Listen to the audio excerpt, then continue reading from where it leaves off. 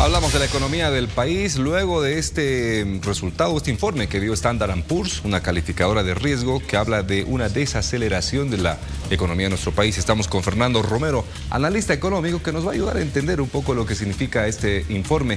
Fernando, ¿qué tal? ¿Cómo estás? Gerardo te saluda. ¿Cómo estás, Gerardo? Muy buenos días, gracias por la invitación. A ver, ¿qué significa la Standard & Poor's? ¿Cómo tenemos que asumir ese informe que hemos conocido en las últimas horas?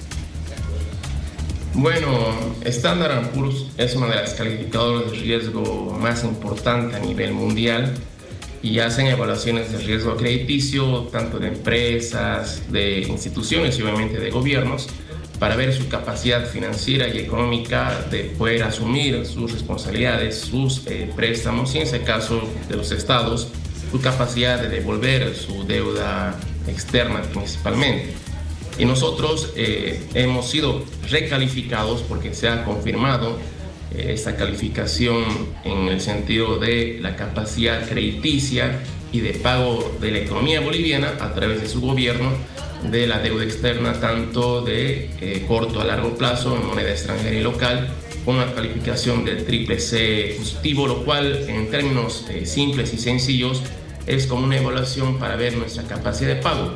Como cualquier persona que se presta de alguna entidad financiera, te califican, ¿no? De acuerdo a tu patrimonio, de acuerdo a tus ingresos, de acuerdo a tu misma capacidad de devolver lo que te has prestado. Entonces, esto ha generado de que nuestra calificación sea negativa, que se vea serios riesgos de vulnerabilidad y poca capacidad de repago de la deuda, y que esto ha sido observado en términos generales por un decrecimiento, una ralentización de la economía, porque no se va a crecer, inclusive de acuerdo a esta entidad internacional, más del 2% en esa gestión, de que hay un quebrantamiento político, no solamente entre oficialismo y oposición, sino que también dentro del gobierno, que ha limitado, entre otros factores, que se aprueben y se desembolsen créditos externos, y que además se ha visto de que no se han aplicado políticas económicas estructurales para resolver problemas que estamos viviendo entre todos, como es el desabastecimiento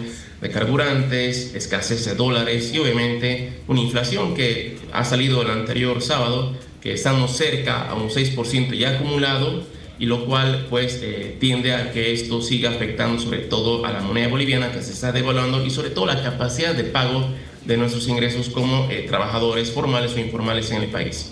Fernando, al hablar de un resultado negativo, tomando en cuenta los parámetros que maneja Standard & Poor's, hablamos de que se detenga por completo el crecimiento de un país o que se desacelere, como en el caso de Bolivia, porque hablar de desaceleración no significa que se haya detenido el crecimiento, se sigue creciendo pero un poco más lento.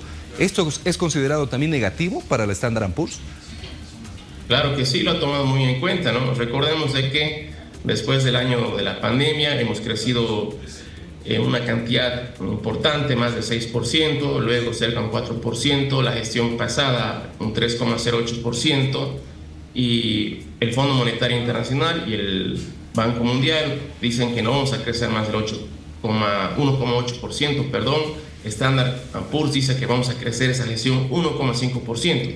Si te das cuenta, nuestro crecimiento económico, tienes razón, seguimos produciendo, pero producimos cada vez menos, y esto significa una ralentización o enfriamiento de nuestra economía. Y no tengas duda que se puede estancar, tener un mismo crecimiento 2 o 3 gestiones y un crecimiento reducido.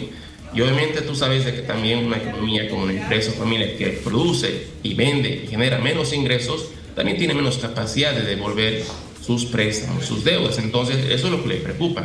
Si bien el gobierno dijo de que ya ha pagado el 80% del servicio de la deuda de esa gestión, lo fuerte se viene el 2026 y 2027, donde en cada gestión se va a pagar más de 400 millones de dólares, entre ellos la devolución de los bonos soberanos. Y el problema no solamente es para ese gobierno, sino que también para el próximo gobierno, que sin duda ellos dicen de que se tiene que hacer un reajuste importante fiscal, porque eso ha generado desequilibrios comerciales, monetarios, cambiarios, y una situación que afecta inclusive una inflación mucho mayor. Y es un banco que te dice, mire señor, usted tiene sus problemas, haga reajustes financieros y presupuestarios porque si no la situación va a ser mucho más complicada y obviamente también eso va a complicar más que lleguen recursos externos al país. Por supuesto, veremos qué acciones toma el gobierno después de conocer estos índices y este informe. Fernando, nos has ayudado mucho a comprender también un poco lo que significa este índice que hemos conocido. Gracias, hasta otra oportunidad.